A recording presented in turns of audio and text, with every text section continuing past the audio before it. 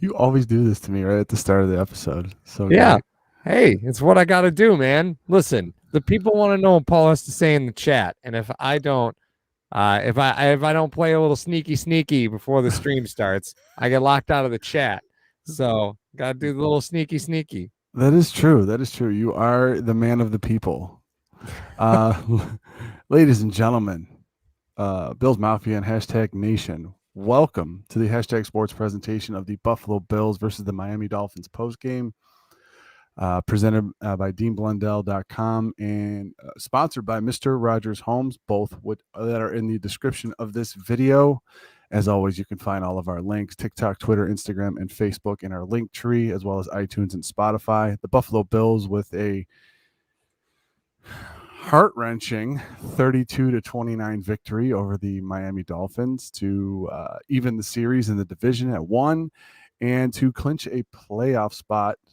So I decided to go a little festive tonight since the Buffalo Bills have clinched the playoff spot at an 8-3 record, 11-3 record. I'm sorry, I was thinking about what the Dolphins were. They were 8-3. Now they're 8-6. Whoops. So that being said, we have to celebrate the Bills making the playoffs.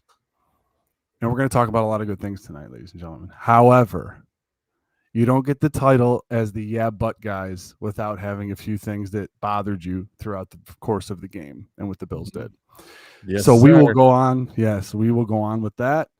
But first and foremost, as you know, if you've been here before, if you haven't, make sure to hit that like and subscribe button. Paul, initial thoughts on the game tonight?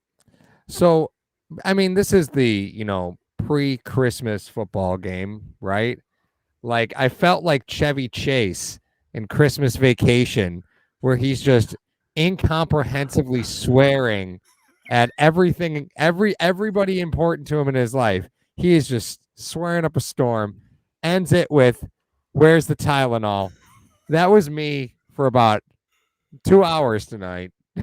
Just I could not believe the things that I was seeing, and it didn't get better for a long time. No, it did Right? not. What a wild game, man. And the snow came down just at the right time. You talk about the old Yankee Stadium and the ghosts in Yankee Stadium. Yes. That wonderful lake effect snow came in and just kicked the legs right out of Miami just at the right moment. And Buffalo snuck one out. Were they in control of this game the whole time? I don't know, man. Raheem Mostert looked like an absolute animal tonight. He looked like he could have run 250 yards. He helped so many fantasy teams tonight with his performance, although he did not get in the end zone. Wanted to make a quick mention of it since we do every broadcast because we do care. Obviously, the Buffalo Bills are 11-3 overall, but they're also 8-2 in the conference and hold the tiebreakers with everybody but Cincinnati. But they're going to be playing Cincinnati. I meant with all the division leaders. Sure, they hold the tiebreaker. Yep. So they'll be playing Cincinnati in a couple of weeks. But I just want to let you guys know that Buffalo Bills are 8-2 in the conference. No other team has more than 6 wins in the conference currently. Mm-hmm. So that's right. If it happens to come down to that, the Buffalo Bills looking for that first bye week, being the top seed. Maybe that could be good, maybe it's not, but we just like to mention it here anyways for you guys. Raheem Mostert was literally running over everybody, and it seemed like when I was watching this game and I was going through everything, I'm sitting there going, the Buffalo Bills and the defensive setup that they had, they said, you know what, we're committed to let him beat us. If he beats us, he beats us. If we see them again in the playoffs, then we'll take care of it then. But that being said, they weren't going to let Waddle and Hill beat them. No. Unfortunately, there were a couple breakdowns in defensive coverages where Waddle got free and Hill got free. But all in all, they were going to say, listen, we're going to commit all of our resources to stop Waddle and Hill. But it was so interesting because it seems like the Buffalo Bills had a blueprint for the past couple of weeks on how to beat this team, how to suffocate this offense. And they were like, no, we're gonna do what we have with our personnel. We are going to close down Waddle and Hill, and we are going to let Raheem Mostert beat us if he beats us. What do you think of that? Yeah, the first it was tough to watch. Miami have 3 consecutive scoring drives. To start the game. Yes. That was tough for me. And like there were a couple things that were red flags, right? Like you saw on the long play to Waddle, where he stutter step Trey, and Trey normally doesn't lose those routes that quick. But No. he's coming back from ACL, right? Like that explosive factor just isn't there yet. And you saw that in those first few steps after Waddle blew past him on that stutter step. And Trey closed, right? But that initial explosiveness just isn't there. So you got to be careful with that. And you just have to understand that that's going to be what it looks like for the rest of the season, right? He'll get more comfortable. But as far as overall explosion, you're not going to see Trey burning anybody, which I saw comment Davis Bryant just mentioned. Trey has to work on his press man. Joe and I talked about it on halftime. They weren't asking Trey to play press because they knew Trey might not have that step to keep up, right? Like a lot of times you use press man to disrupt routes, but with Trey, he's going through something different, right? That explosiveness isn't really there. So you can't ask him to play press man effectively tonight, especially against guys like Hill and Waddle. You're trying to press them. They're tough. Yeah, exactly. So what did you think of those first 3 drives, Mar, for Miami? Because again, as a Bills fan, it was heart-wrenching for me. It was. And if I can make a comment on the whole Trey White thing, even before he went out with his ACL, we have said many times on this channel, quite a bit, he's a guy that's going to be very, very physical at the line, but he's not a speed guy. He handles those bigger wideouts, those possession guys better than he does speed guys. That's why when the Buffalo Bills would go and play Kansas City, he would be on Kelsey and someone else that would bracket Hill.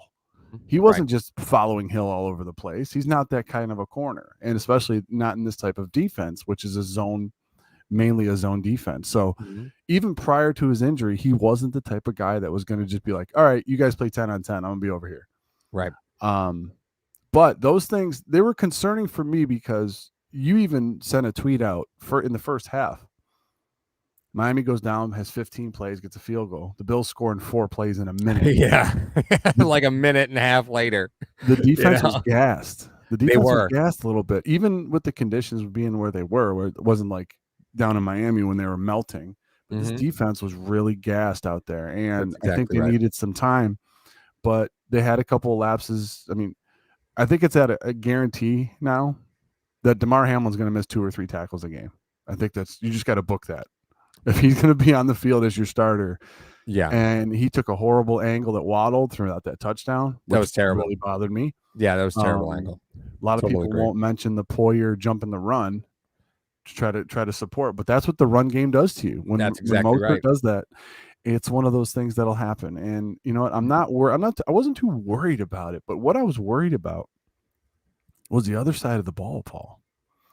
And I know that's hard to say when you put up 32 points, but Paul, you tell me this. Paul, let me just put it this way. Normally on this show, as people first see us and all this other stuff, Paul is the guy that deals with the off the field stuff. I deal with the X's and O's on the field. But Paul, when there's 2 receivers in one spot where the quarterback is throwing it, something is wrong. Something is very wrong. Yep. You know that in youth football. Like you both, I didn't send this pattern to be like this. Right. What in the hell? Yeah. It happened a couple times tonight. Is Ken Dorsey doing? Happened a couple times tonight. So we saw it on the McKenzie ball that was ruled incomplete, right? Yes. Gabe Davis was right there. And it actually happened earlier in the game with Beasley and Cook. Beasley and Cook. So it was actually the last snap I saw Beasley on the field for, honestly, in the first half. Because they were running no huddle with Beasley. And the play that ended that, there was a check down to Cook, and Beasley was his backpack, right? He was right on top of him. And that's just recognition, right? Beasley's got to get more comfortable in the offense. You could absolutely see Josh Allen directing him to tell him what his responsibility and routes were on each play, right? Like he was independently directing him. And you just got to wait for Beasley to get more comfortable. He's a vet. He'll catch up quick. 3 days is 3-4 days is very, very quick turnaround time, regardless of how familiar he is with the team. It's not exactly the same system as far as responsibilities in motion. While it is incredibly similar, it isn't the same. So listen, what do you expect Beasley to do tonight? But you're right. There were a few times where you saw receivers stacked on top of each other when Josh was throwing the football. You can't have that. Once it was on Beasley, once it was on McKenzie, bad juju there, right? Yeah. That's bad juju. Bad things happen when you have receivers stacked on each other like that. Yeah. And you know what? I was so interested, and maybe this is an episode for us later in the week, but given what Beasley's coming into, how much he would play, how much John Brown plays, I think that's an indicator of how much Dorsey decided to keep from Dable and how much he decided to change. So if these guys really aren't even though they're veterans, if they don't adjust to it really quickly, that means Dorsey changed a lot of stuff. Right. If they don't adjust to it, if they're able to adjust to it quickly and get on the field, we'll have to have that chicken or the egg conversation. Is it because they're veterans, or is it because Dorsey didn't change a lot? Which is another discussion of why Allen probably wanted to keep Dorsey, because he wasn't going to change a lot of stuff that was going on. Right. Well, and you look at the trust that Dorsey has in Allen, right? You just look at the closing out of the first half. Like, I was screaming at my television for 8 seconds.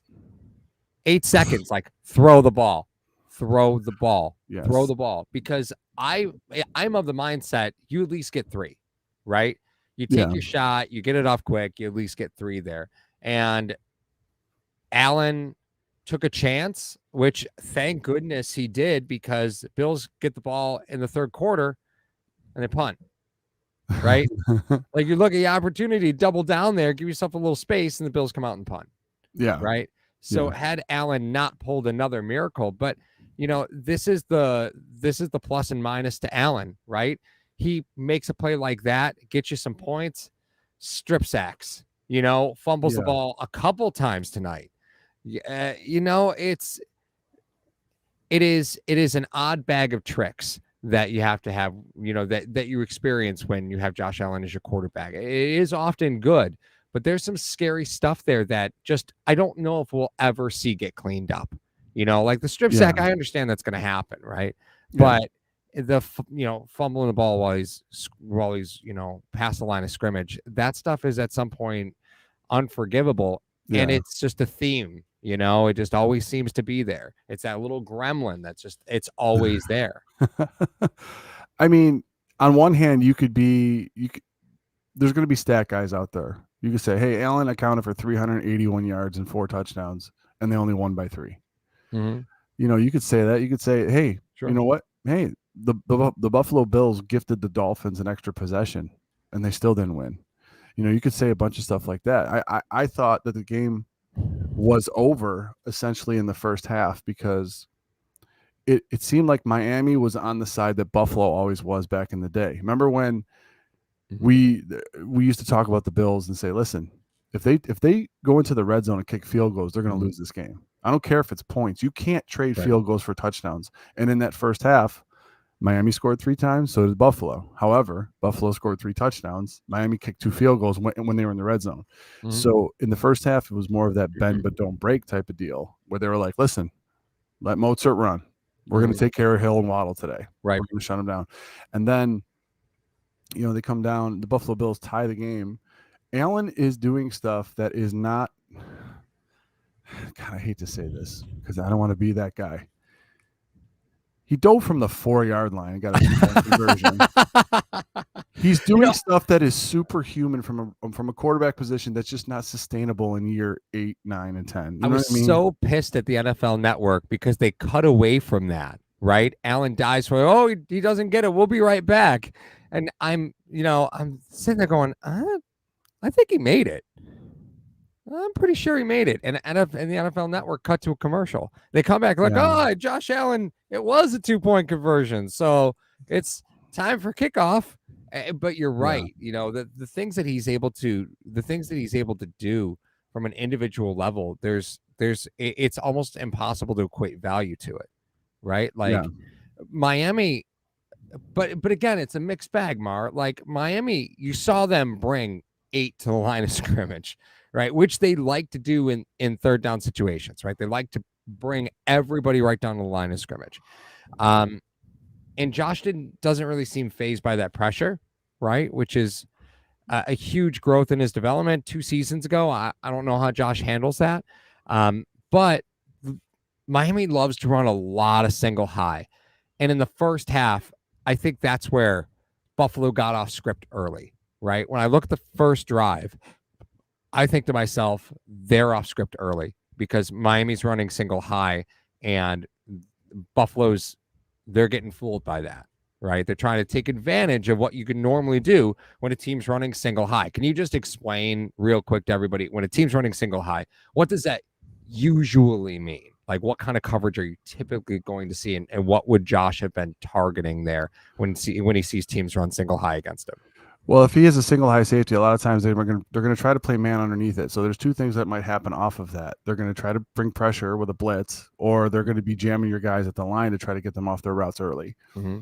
So the single high guy is just back there. He's playing center field. He's reading Josh Allen's eyes. So either Allen wants to manipulate certain things like that, and what Dorsey was trying to do is he was trying to put trips over to one side. Where you saw a lot of that in the game today, where he was overloading one side and leaving Knox by himself on the backside, hoping Knox would have a favorable matchup against the linebacker, being more athletic as he is. And we saw the result. I mean, he had a very good game today. Yeah. So that being said, the too high is always the look that I love to see, and what teams have been running against Josh, because they want to keep everything in front of them. Mm-hmm. Miami took the approach, let's go single high and jam them off their routes early. They have a third string center and a third string right tackle, a right guard in there. Let's do that. Mm-hmm. And that's what bothered me so much about, that going into it. Yet you have all of these long developing routes where Allen has to sit back there, and you don't have the horses up front to take care of that line coming up. Nope. That's what bothered me. Other than the route combinations that were happening behind it, I was upset with the long developing routes. I'm like, get the ball out of his hands quickly, please, because you don't. Mitch Morse isn't in there, and we had a comment about it a little bit earlier. Yep. Mitch Morse, that is, if I'm correct, Banged Up Bills. If you guys don't follow Banged Up Bills on Twitter, great follow. If in case you're interested in the Buffalo Bills injuries and stuff like that, that's an amazing follow. I think they said something like 6 recorded concussions since 2018 or 2020. Yeah, he had 4 when the Bills signed him, and he's had a couple since. Okay, so that is. Yeah, I'm not talking about football. I'm talking about this guy's life now. You know what I mean? Yep. That's something that has to be taken care of, and he needs to evaluate what he's going to do going into the future. Mm-hmm. I mean, as far as on the field now, if you want to talk about that, you're starting Greg Van Roten at center because Bates is out. He's usually your backup center. That's right. He was out too. So you had Quisenberry shifting down from tackle to guard, which that's not a very easy move for guys to do. No. Even if they're veterans, it's really not that easy. Right. But that being said, knowing that going into the game, you have to tailor your script to get the ball out of Allen's hands faster. Yeah. Miami, knowing that, jam the receivers at the line and rush 4 and 5 sometimes. Right. Well, and this offensive line, you definitely could take advantage of. You could see that because of all the holds, right? Like the first half was pretty clean. The second half got sloppy, right? Joe and I talked about it during the game, and I was like, I kind of expect the refs to wrangle in the offensive lines a little bit to start the second half. Like you watch the first half, you're like, okay, it's going to happen, right? Like it's bound to happen. These refs are going to have to start calling stuff here sooner or later. I didn't expect it to be on Buffalo, but hey, it is very possible we could see Ike Bucker return. He's eligible to come off IR from everything that it sounds like. It sounds like he's healthy, so Bucker could return. Now, again, the way this works is eligible to return, and there's a window to which they could activate him or waive him or long-term IR him, as far as like if they bring him back and then they realize he's not healthy, you can go back on IR. But that would pretty much, now because of where you are in the season, that would push you into the playoffs before he could come back. So Butker, that'd be a big ad, right? Like, don't get me wrong, Quisenberry I think has been a great depth piece for you, but I'm not signing up to start him, right? I'd rather have Butker over Quisenberry. Yeah, I trust Quisenberry more as a tackle than I do as a guard. Yeah, I agree with that. Yeah, I agree with that. Before we go any further, I don't know if we could really talk about the Bills' offense without talking about Isaiah McKenzie and Dawson Knox in the first half. Good God, Dawson. Like, dropped a couple in a row. Like, yeah, they were not later. Came up big later. Dropped a couple he should have had.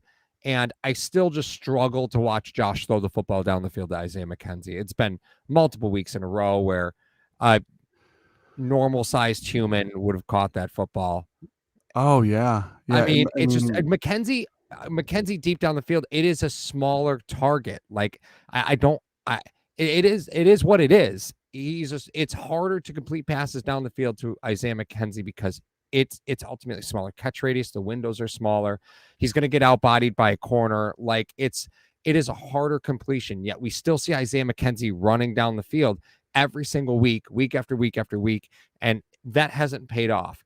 And I'm getting really tired of it. Yeah, he's fighting the ball too. He's completely fighting the ball when it finally does get to him. Like you've seen guys that do that. They get the yips. They never come back from that. I mean, and it's you're right. It is a smaller target, and I was thinking about that one overthrow that Josh had to Diggs. If I could just break for a second.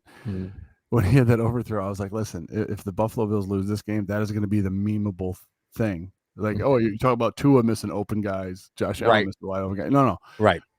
I would love to venture to guess how many passes get dropped.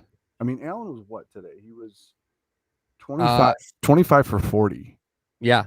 I venture to say there were 5 drops. Yeah, throwaways. I think that's very, very feasible. And the one long pass to Diggs, I would challenge anybody to run to any right-handed person to run to their left and on the run throw the ball 45 yards down the field and drop it in a bucket. I would challenge anybody to that. Right? I can't. I mean, you've seen me do it, but that's well, I did drop the pass. I wasn't rolling my left. Speaking of passes for Allen and this and that, I just wanted to remind everybody. I'll tweet this out later. But Josh Allen now, for all those guys that say he can't be in MVP contention because he was leading the league in picks, he's now gone 116 straight passes without throwing one, and only has one in his last 170 pass attempts. So any of those guys that want to say, he can't do it. But that's the thing about Allen is that what do you MVP of the league or MVP of your team? I will say that all the time. I've never gotten an answer from anybody. This guy accounts for, if this guy is off of this team, it's not even a winning team. If Tua is off the Dolphins, I think they're still 8-6 at this point. They could be. You know what I mean? Like other teams that you talk about, you say, okay, if you take the quarterback out of their most important position, I know they're going to suffer, but you think the Giants would still be in the same spot if they didn't have Daniel Jones? I believe they would. Probably. What else is that guy offered? This guy accounts for so much of your offense that when he's not on. But here's the thing: he single-handedly drove them down the field in the fourth quarter. Yeah, you literally it was very eerily reminiscent of the Minnesota game. Yeah, but he's the type of guy that you got to give him the right tools to cook. And I hate that phrase, but Dorsey, he's not supplying him with the right calls, or Allen is just. Maybe he's not checking to the right place. I don't know because I'm not in the film room with those guys. I don't know. Nobody will ever know that answer. But a lot of times I'm sitting there, I'm going, if he has an off game, Bills ain't winning. Right. I'm just saying, like certain quarterbacks can have off games and you still win. That's not that's not true with Allen.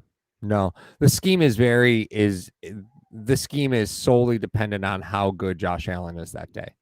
Right. I mean, you and I have talked about this. You're one high ankle sprain with Diggs away from, I mean, you're in trouble. right? Oh Because my God, the yes. weapons at receiver just aren't there. But I see John Brown mentioned in the comment section. I want to just mention this real quick.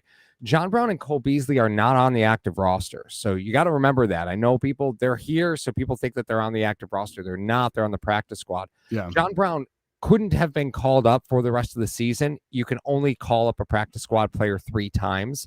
Yeah. So John Brown has used up some of those.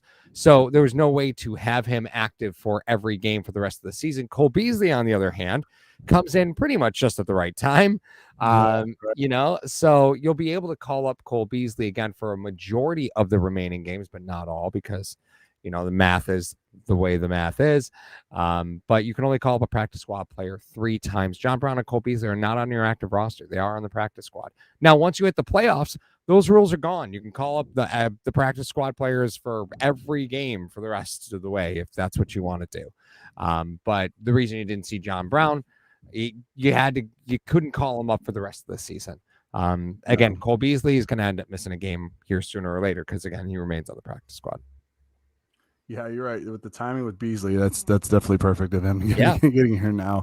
Yeah. And getting him acclimated too. I mean, I know when he caught that first pass, everyone was going to go absolutely insane. Mhm. Like, and they did, and they definitely gave it to him.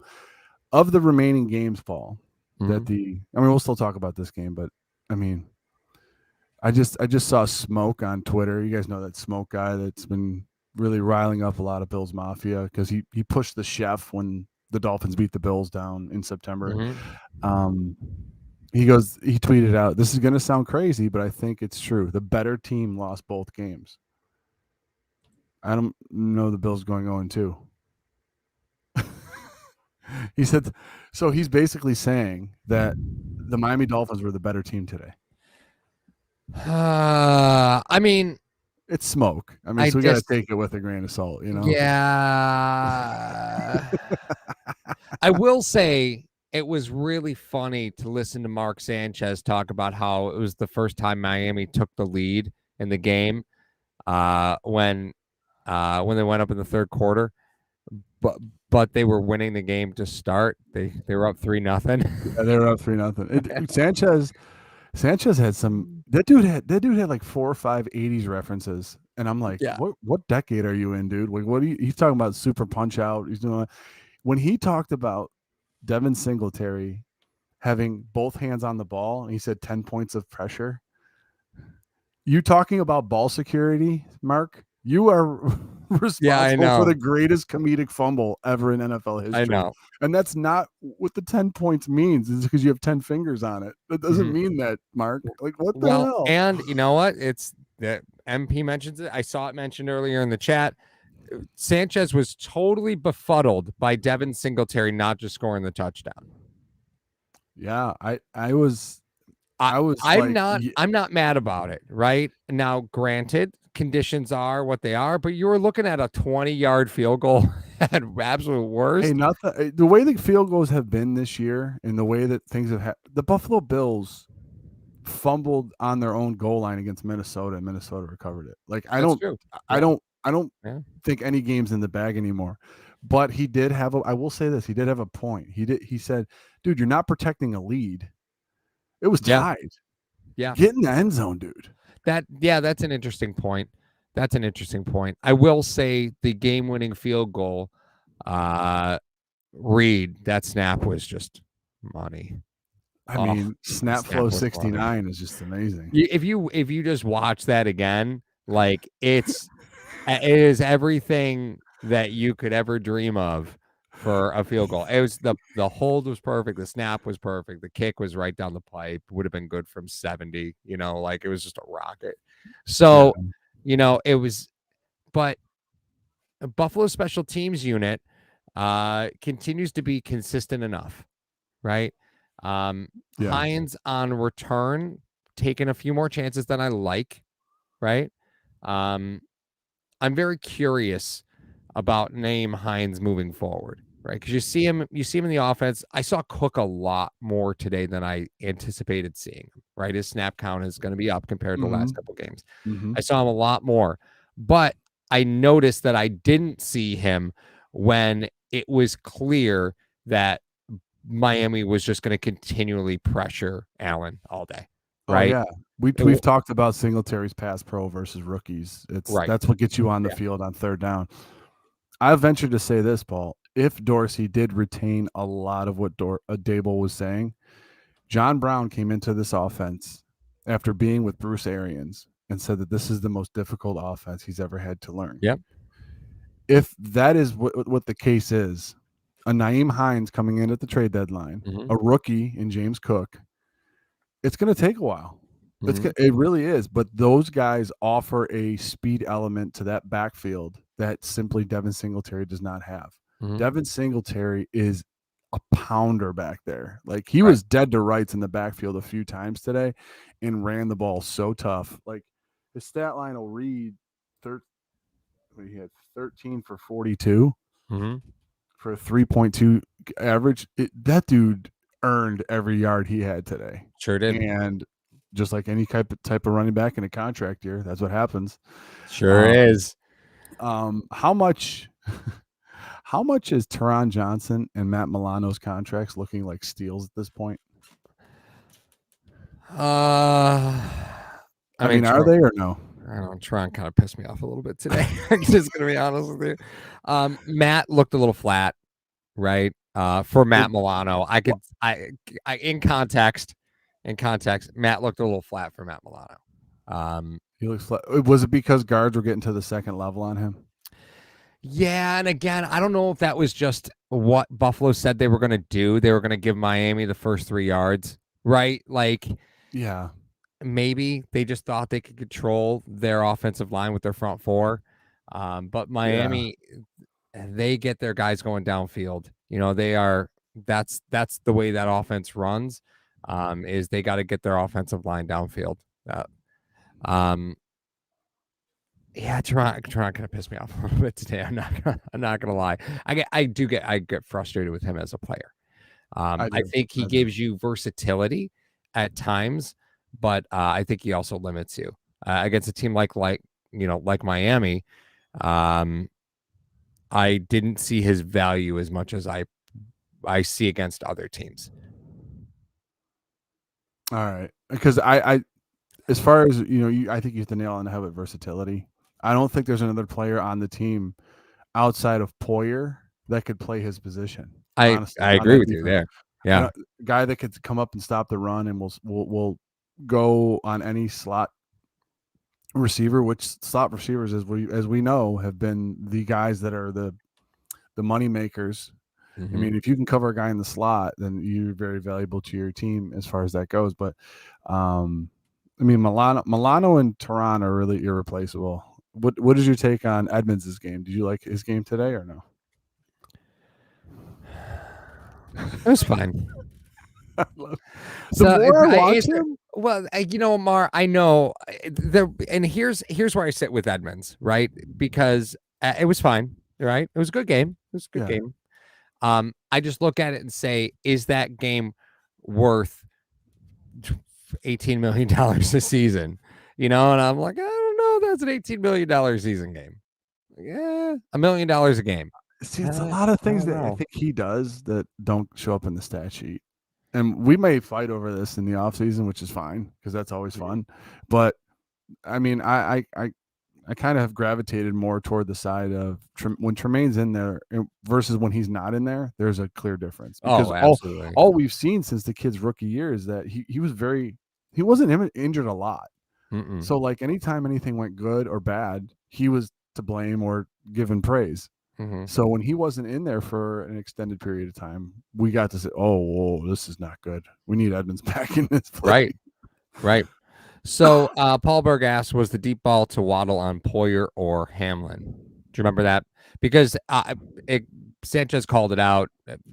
Tremaine was pointing at Waddle. We assume talking about route adjustments. Yeah. Poyer came up, right? Yes. I think he thought Poyer was going to give him some help over the top. So I don't necessarily think, is it on Poyer or is it on Hamlin as much as it is it on Edmonds, Poyer, or Hamlin, right? I think it's on both of them. It's on one of the three. No, it's on both. Really, it's on both. It's on a lack of communication. First of all, it was a breakdown. I think it was. If it was No, I'm sorry. Let me rephrase. If it was a breakdown, like those things happen in football, they do. If it was a breakdown in coverage, then it's a breakdown in coverage. Mm-hmm. If it was not, because they showed the replay of Edmonds screaming back and Mm-hmm. trying to get everybody lined up Yeah. and this and that. Edmonds is in a Tampa 2 at that point, and he's letting Waddle go to the next level because the safety's back there behind him. Right. Poyer jumped the run, Mm-hmm. and then Hamlin had a shitty angle. So that's why I blame Poyer and Hamlin on that. Yeah. So he decided to come up on the run because they were getting gashed on the run. Maybe he thought he could jump a smaller route that was in there. I don't know. I have to go back and watch the film. But Hamlin's angle on that would have just made it a 20-yard catch, and then you reset it. Then you communicate and you reset it. But the fact that it went for what it went when that was preventable after the blown coverage, it's just it was a breakdown in all everyone's part. I think everyone's part. I don't know. I don't know what Leslie called up, so that's a minus. Yeah, I think Poyer has definitely been known to take a lot of chances, right? And one of the reasons he's the player that he is because he normally gambles more often correctly than incorrectly. Yeah, but he usually has Hyde behind him when he does that. Yeah. Well, I mean, I think at this point we could stop using that as a crutch to that conversation, though, right? Because it's been long enough where you have to adapt in the NFL. So I don't think we could talk about, well, had he had Hyde, he wouldn't have done that or would have done something different. At this point, that point of argument is kind of moot because it's been so long, right? It's not like he hasn't played with multiple other safeties. Well, no. I'm just saying for the simple fact of Poyer's usually okay. It was Hyde and Poyer. Poyer was let's just go over it for everybody. If you guys are new, all the 150 people that are in here, make sure you hit that like and subscribe button. Poyer was the hammer. Hyde was the center fielder. That was how it was for so long. But then Poyer took over Hyde's role. Poyer can play Hyde's role. Hamlin cannot. Hamlin is only good to play Poyer's role, which is the hammer.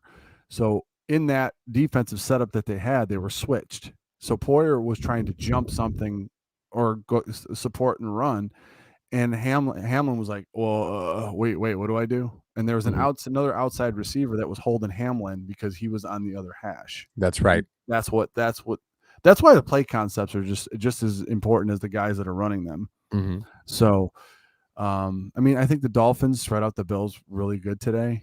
Tua's arm is not for that offense.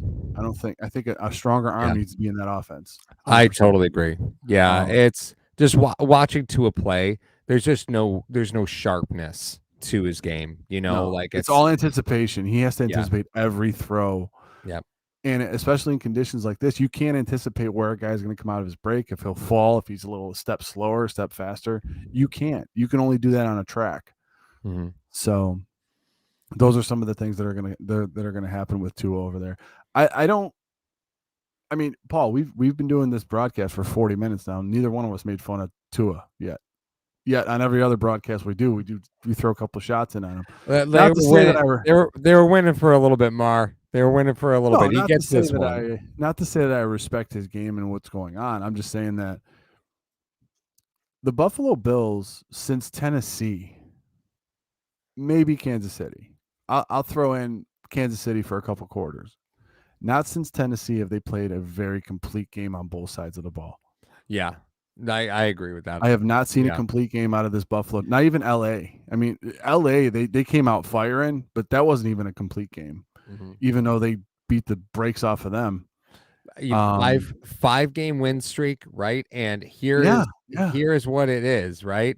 Like Buffalo at the beginning of the season was, you're right, absolutely beating the brakes off teams. I mean, you put 41-7 on the Titans. You went 38-3 on the Steelers. You beat the Pack by 10. You beat the Rams by 21. The defending Super Bowl champions in their house. But as the season developed, they weren't the defending Super Bowl champions. Clearly, clearly. But I mean, you look at the last couple of games. The Browns, you won by 8. The Lions, you won by 3. The Patriots game, okay, that one you won by 14. That game was never really in question. No, it wasn't in question, but it That game was wasn't. There never were really still in some question. sloppy moments, like Absolutely. sloppy series in there Right. that can give away games. Yep. Some of those 3 and outs. I mean, we've talked about it before. We've argued about it. I've always argued that a 3 and out should be called as a turnover. Right. I don't know who they would credit it to, but I think it should be counted as a turnover because it's a 3 and out. You're literally giving the ball right back to the other team in a minute and a Right. half. Like what? Right. Okay. So that being said, a lot of those 3 and outs we're starting to see more of. I haven't run the numbers, but you're getting teams back in the game for you, and you're tiring out your defense. So, well, and then you beat the Jets by 8, you beat the Dolphins by 3, right? So as things have gone, it's getting it's getting closer and closer here, right? Where while Buffalo remains the 1 seed, there's always this thought that the 1 seed is this gigantic dominant force, and the fact is a dub, right? You're going to take the wins any way you can get them, because you don't get style points in the NFL, right? This isn't college football where points against matter, but going into the back end of the season here, you are in Chicago, you are in Cincinnati, and then you are at home against the Patriots to close out your season. Yeah. Right? You think 2 of those are in the bag for you. Layups. Two of them feel like layups. 2 of them feel like layups. But Patriots have been playing better recently, but 2 of them feel like layups. I will say this though. Yeah, and I will say this, Paul. I don't remember during the run that the Patriots had. I'm talking about the first one they had when they won 3 out of 4 years. I don't remember them just blowing out teams. I remember them just winning games. Like they were legit just winning games. They weren't blowing out teams. And when you have teams that don't typically blow out other teams, but for whatever reason, that you get more and more experience in situational football. If you're blowing a team out like the Titans in 41-7, there's no situational football there. No. You're playing with a 30-point lead. Like you care what happens on a third. Oh, they got a 3rd and 12. We don't care. Right. But the fact that the Buffalo Bills are going into a lot of these games and they're having these close games and they're finding ways to win in these close games, that's what playoff football is. You have close games every game in the playoffs, unless it's a completely dominant one-sided victory.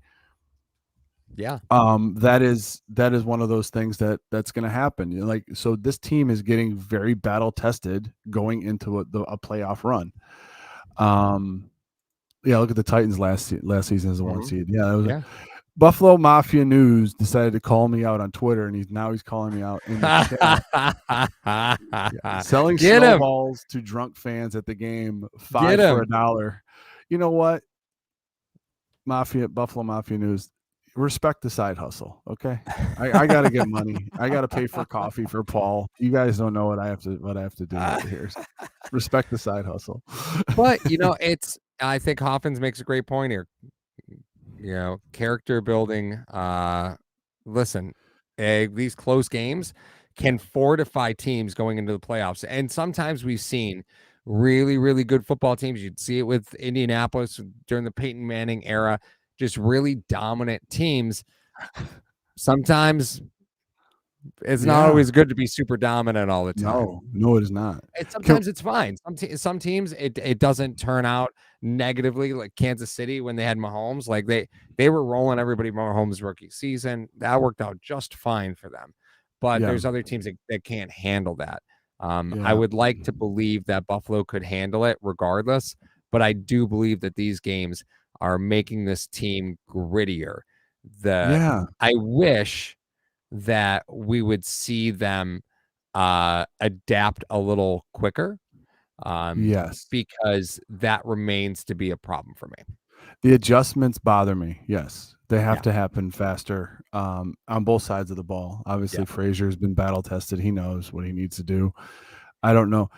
Paul, let me ask you something. I want to ask #Nation something. I don't know if you guys will hear about this in the media. You probably won't because they're very protective of the Bills. I don't know if you'll hear about it from other Bills content creators. Now, there's two avenues here, ladies and gentlemen. There's mainstream media, and then there's the Bills content creators who you guys like to follow and we follow him too. I don't know if you'll hear about this. Do you think that there might be or might start to be a division of this team due to on the field body language with some of these players, mainly Stephon Diggs? Now, let me just say right now, real quick, let's get to Carl's super chat here first. Mitch Morse has a concerning concussion history. You're definitely right there. He's out with another concussion. Morse is our best offensive lineman, the leader, and the glue that holds the offensive line together. How concerned are you with this injury? Carl, we touched on this a little bit earlier. I said basically for the man's health off the field. I'm not talking about football. I think that he should take this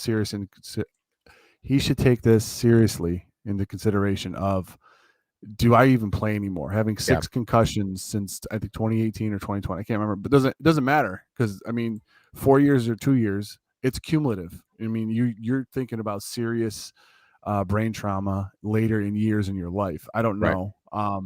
Do I want him as the starting center on this team? Yes. The center on most teams is the guy that quarterbacks that offensive line and gets the protection schemes and everything done.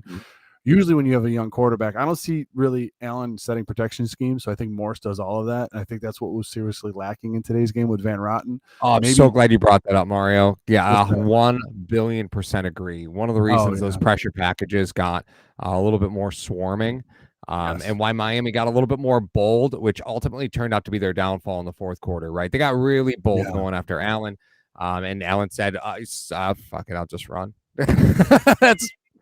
It's fine. Because the old adage, right, is you replace the blitzer, right? When you're looking at pass plays, you got pressure coming, you replace the blitzer, right? As soon as Allen knew that there was going to be a guard and free release to the one linebacker who was still sitting in coverage because another linebacker was blitzing, Allen was gone in the fourth quarter. They were going wide 9 a little bit in the second half. Yeah, and they went wide 9 in the second half a little bit. They sure did. But I agree. I don't think the protection packages are as clear to Josh as they are to the rest of his offensive line. Yeah, right? I'm sure he knows them. I just think he lets Morse take care of that. Sure. Which is fine. Hey, captains are going to captain, man. Like, he's captain for a reason. You let him do it. Yeah, I will say that 110%. But like I said, if you're asking me as a content creator, as a Bills fan, and this and that, I'm more worried about the guy's personal health than I am about anything else. Totally agree. So but the point I was getting to a little bit earlier, talking about the team, I see some body language in some of these guys after some series, and if they weren't winning, it'd be cause for concern for me. Do you think that has a possibility of happening? That because Diggs is the obvious one that after last game, he got that one little quick hitter, and then Cook missed the block, and he actually took himself out of the game for the last 4 minutes of the game. Today, I wouldn't be surprised to see him on an injury report. He was kind of holding the back of his leg a little bit, nothing too serious, but I'm just saying he lost his mind on the sideline when he didn't get the ball, and he was wide open. Then again, he's always wide open. So I don't know what is going on. Is Diggs intimidating Dorsey to get him the ball more? Or are you saying that's why Dorsey's in the booth? Could be. Honestly, if Diggs was on the sidelines and so was Dorsey, there might have been a confrontation at some point. I love Diggs' competitive fire and desire to win, right? With that being said, I think that a lot of times when a player is really vocal, it's always assumed, oh God, what's the best way for me to phrase this? It's always assumed that it's for a selfish reason. Yes. Right? Maybe Diggs is holding other players accountable, because don't you think it would get frustrating, right? If you're doing your job, you're getting open and guys are running the wrong routes behind you, right? Which is why Josh couldn't look your way. Oh, 100%. Right? Josh looks, he sees somebody run the wrong route.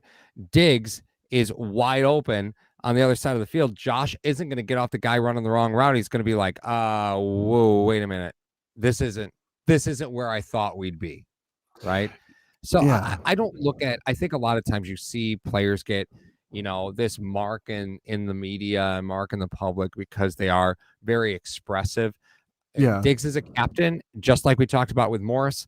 I am under the assumption he wouldn't have been given the captaincy if he was acting out for selfish reasons. Well, funny story, and you're not going to like this because it's more than 20 years old, but there was this the 1969 New York Jets actually named Joe Namath a captain because of his wild style off the field, and they figured if they made him a captain, it would give him some responsibility so he wouldn't do all those crazy things off the field. So essentially what they were trying, they didn't vote him a captain because of his leadership. They voted him a captain to try to straighten him out. I'm not saying that's what's going on with Diggs. I'm not saying that at all. And I'm not saying Diggs is a crybaby or he's saying this and that and the third. I know he's a competitor. I know he wants to win. But I wonder how many, because you have progressions in every route combination that you decide to call. Sure. How many of those is Diggs not the primary option? I'd be so interested to just be a fly on the wall and see how many of those pass packages, or those passing plays that they have and those concepts where Diggs is the decoy and try to get somebody underneath behind him or do this and that. I assume he's the number one option on 85% of the pass plays that they have. I think Diggs has learned that no matter if he's the primary option or not, if he's still running, then Josh is still working. And there's not every quarterback in the NFL is like that, right? Yeah. As a receiver, you've got that clock built into your head. You know how many steps into a route you should expect some action. And I think it did not take Diggs very long to realize that if the ball's not there when he thinks it should be, Josh is still working, so he should keep working too, right? Yes. And that's, it's a wild creativity that these wide receivers have with Josh, right? It is wild creativity because a lot of things that you see them do on the field, it is not the way that drew up because nobody draws up. Josh will stand in the pocket for 7 seconds. Like that's not how it gets drawn up. Yeah, that's not how it goes. There's some stuff where, and that's the stuff that's concerning me. I know Buffalo Bills fans love to see when he's the wild man and he's he rips open his jersey and has the S on his chest, but those things aren't drawn up. Those things are ad lib from him. And, it's the more consistency that I love to see out of this offense, or he's maybe just back there slinging it, or it's a called run or this and that. I like to see that more because that's what is sustainable in the playoff run and what else is sustainable to eventually win I almost said national championship, which will win a championship. So while those plays are fun, I will say this: rolling to your right, buying up time when you have 8 seconds left in the half and you throw across your body and you complete a touchdown is great. That's not the norm. That should not be considered the norm. Nope. Then again, he's not the norm. But what I'm saying is, if that ball is incomplete, we're singing a different tune going into halftime. We're like, oh, crap, we could have had 3 there. Why did he hold the ball for so long? It would have been a different tune. I just want fans to be conscious of that because I'm not being negative. I'm trying to be realistic. Right. So, well, let's talk about, some growth because we talk about offenses always need to evolve going deeper and deeper into the season. Yes. I think we would be remiss without talking about Dawson Knox. Dawson Knox has had 15 targets the last 2 games for 10 receptions, almost 150 yards receiving and 2 touchdowns, and 5 first downs in that mix, right? Yes. The previous 3 games, Dawson Knox had 10 targets in the previous 3 games, 9 total receptions for 87 yards, no touchdowns. The last 2 games, Dawson's been a really big part of this offense, not necessarily from a play design standpoint, right? These aren't plays that are drawn up specific for Dawson Knox. These are plays where he was probably read 3, right? Yeah. But Dawson's becoming a bigger part of this offense. Is that a ploy to the end of the season, or are we finally getting to see Dawson contribute? Honestly, had he not had those 2 drops today, he would have been 8 for 8, right? Yeah. He had 2 bad drops. Yeah, he did. I think it's a manifestation of every game that teams play the Buffalo Bills, another layer is peeled back on this offense, and another layer gets revealed. Don't pull your Shrek comparison to me now because I'm saying layers. Another thing gets pulled back on Ken Dorsey's tendencies. So I think what the evolution of this offense has to be is you have to get your playmakers the ball. Pound for pound, as far as athleticism goes, Dawson Knox is one of the most athletic tight ends in the NFL.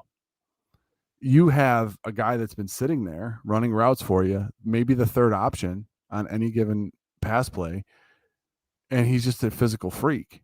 So maybe they're saying to themselves, listen, Diggs ain't there, Gabe ain't there. All right, if your back is in pass pro, Dawson's the third read. If your back is not in pass pro, swing it out to your back or just dump it down. Mm-hmm. So that could have been what was going on. I mean, we saw the running backs get a very large share of the targets over that 3-game span that you were talking about. Mm-hmm. Cook and Singletary probably got a lot of dump downs. They sure did.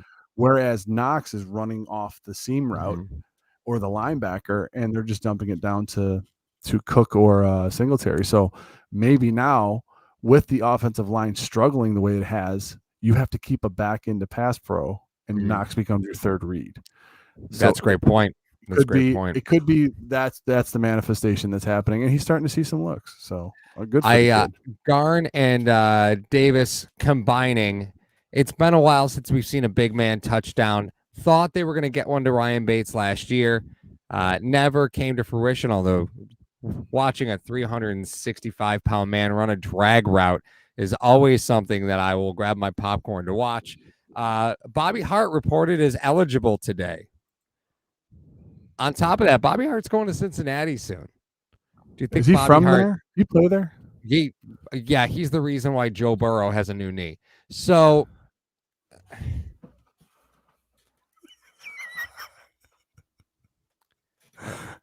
these are tweets, ladies and gentlemen. Like, listen, I didn't make that up. If you like Bobby Hart, then you don't like Josh Allen's knees, apparently. But but that's the stuff that this team does. They pay attention to those little details, right? They pay attention to those little tiny details. Do we see on 100-1? If Vegas is running 100-1, a Bobby Hart touchdown, you throwing $10 on that bet? I would throw $10 on that bet. I would put $42 on that bet for you. 42. Yeah. All right. You know why, right? That's it. There we go. I get it. For those of you that don't know of in our podcast days, Paul and I used to have monikers for our names. Paul was the closer. I was the game. And my brother was the Oracle. It was so stupid. What the hell were we doing? I don't know. Anyway, speaking of names, speaking of fun, hashtag Nation Bills Mafia. As you know, hit that like and that subscribe button. You can find all of our socials, TikTok, Twitter, Instagram, and Facebook, all in our link tree, as well as iTunes and Spotify. Tonight's show is in association with DeanBlundell.com and sponsored by Mr. Rogers Homes. Paul, when the Bills win, we roast. If you haven't been here before, we have a 3-minute timer. You get to roast us, the Bills, the players, anybody you want. It's all in good fun. We like to have a little fun here.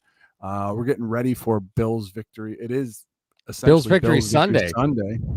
So those husbands that are at home, you got your DIYs to do. The Bills aren't playing. You get the chance to do them now.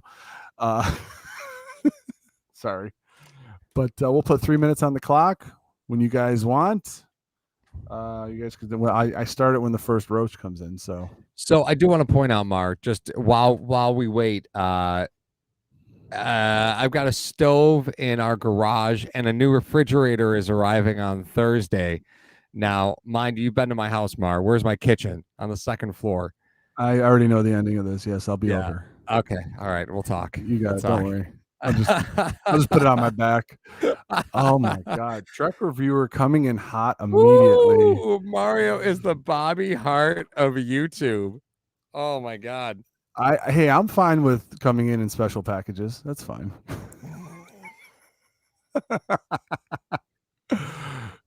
I'd say Mario misses a lot more than Bobby Hart, but I've seen Bobby Hart play football, so I can't say. I don't know if I can support that one. I can long snap better than Bobby Hart. I know that.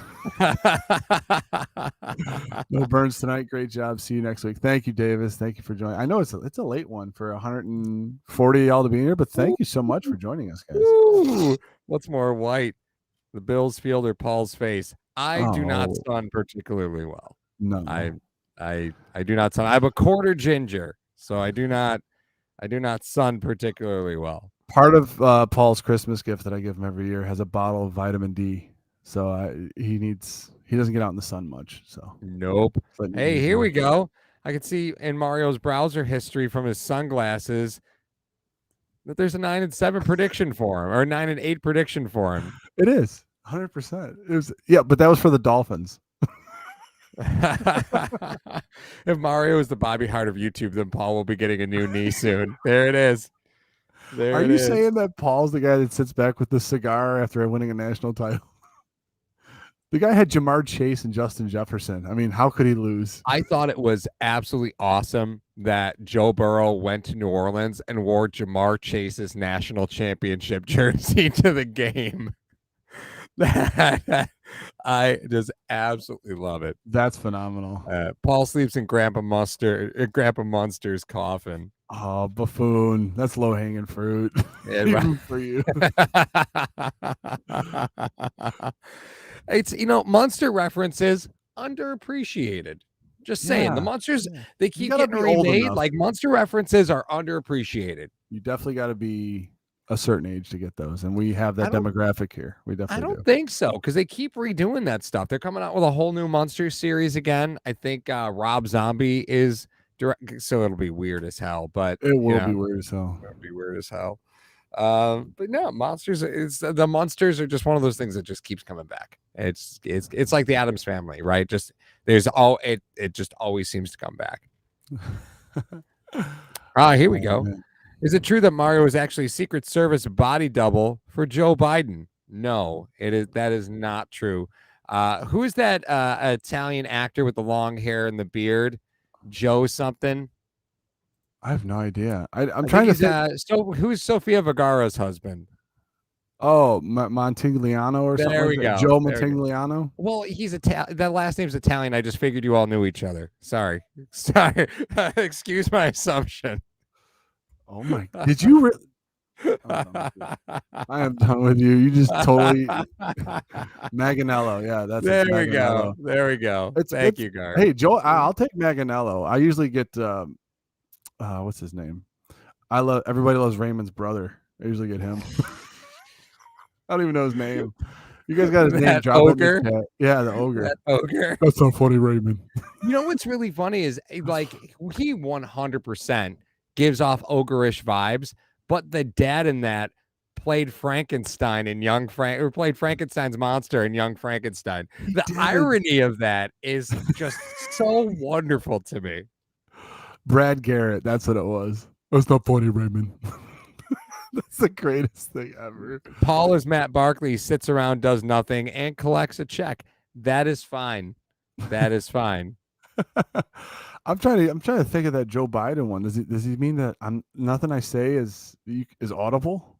I mean, I don't even know. I'm so far away from politics. I couldn't even answer that. I see him on Twitter every once in a while, but I don't see anything else. But anyway, ladies and gentlemen of Hashtag Nation, once again, we'd like to thank you for joining us for Hashtag Sports presentation of the Buffalo Bills versus the Miami Dolphins. Mario, I need you to defend me. I just got called a yard sale Joe Burrow.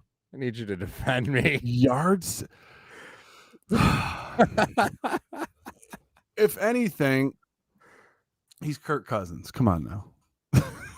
Hey, according to my wife, Mario is the Aaron Rodgers of Bills content creator. A compliment until 2022. He's out there now. I never knew all that crazy stuff about Rodgers. I have gotten that I kind of look like him, and I got either him or Alex Smith every once in a while. But Paul is 100%. Oh God, who was I think? He's 100% Ken Dorsey. Fiery. You go, I like to think I'm not a psychopath, and then Paul just dropped numbers on you about Allen's contract that are like $16 away from the actual number that it was. I'm like, you're a savant, you crazy bastard. But we got to get out of here. It's really late. We'd like to thank all of you for joining us tonight. Enjoy Buffalo Bills victory Sunday and Monday, because the Buffalo Bills have clinched their 4th consecutive playoff berth and have a very commanding lead in the AFC East, which is, if you can make an argument, it's one of the toughest divisions in football right now. They split with the Dolphins. They have split with the Jets, and they're looking to get a sweep against the Patriots in 3 weeks. They're going to be heading to, where are they at now? Chicago next. Okay. Yes. So we're going to Chicago, where the temperatures are supposed to be in these single digits. So we'll keep you guys posted on that. Thank you for joining us. For Paul, I'm Mario. We're out of here. Hello, fellow Bills fans. Sean Rogers, realtor and lead of the Mr. Rogers Homes team. Did you know that real estate is one of the best ways to build wealth, and right now is one of the best times to own an investment property in Arizona? Please reach out to me. I'd be more than happy to answer any of your questions so we can take the next step to your financial freedom here in the Valley of the Sun, utilizing real estate. As always, God bless America and go Buffalo!